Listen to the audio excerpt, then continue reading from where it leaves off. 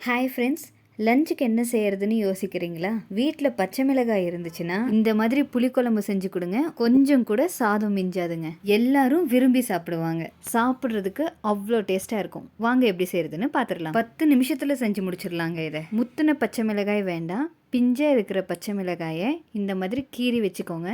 Stove on பண்ணிவிட்டு ஒரு பாத்திரத்தில் கொஞ்சமாக எண்ணெய் விட்டு 1 ஸ்பூன் அளவுக்கு கடுகு, சீரகம், பூண்டு கொஞ்சம் அதிகமாகவே சேர்த்திக்கோங்க. அப்போ தான் நல்லாயிருக்கும்.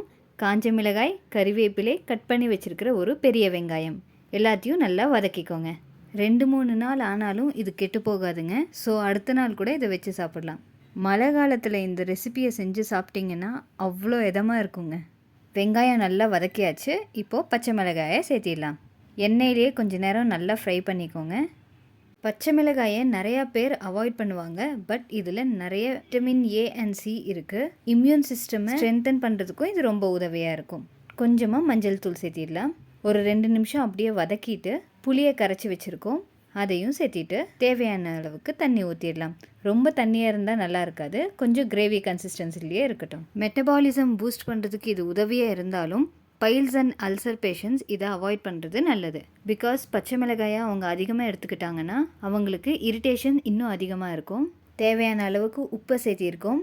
நல்லா கொதிக்கட்டும். கொதிக்கும் போது ஒரு ஸ்மெல் வரும் பாருங்கள், வீடே கமகமன்னு இருக்கும். கடைசியாக 1 ஸ்பூன் அளவுக்கு வெல்லத்தை சேர்த்திடலாம்.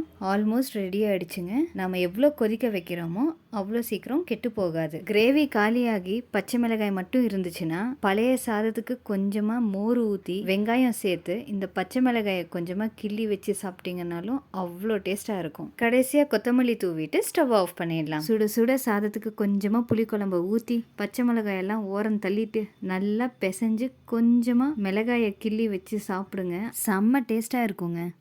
நான் அடுத்த நாள் பழைய சாதத்துக்கும் வச்சு சாப்பிட்டேங்க. அவ்வளோ சூப்பராக இருந்துச்சு. இந்த மாதிரி ஹோம்மேட் ரெசிபிஸ் டெய்லி பார்க்கணுன்னா நம்ம சேனலை மறக்காமல் சப்ஸ்கிரைப் பண்ணிக்கோங்க.